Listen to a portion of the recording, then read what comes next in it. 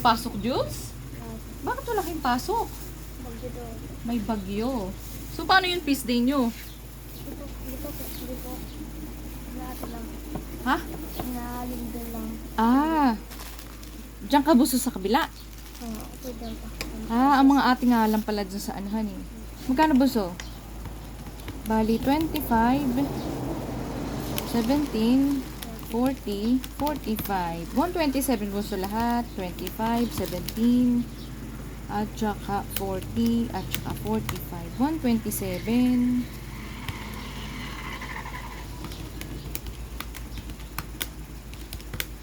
Less 200. May sukli ka 70.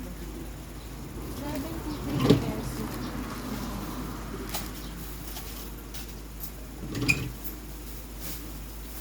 Wala kayong pasok dahil ng municipality pumuntan ka na may bagyo, may signal ata.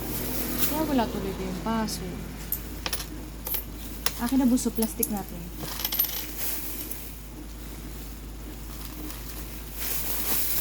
Akin yan. Plastic natin. Baka malaglag. Baka mga basag ang mga itlog mo.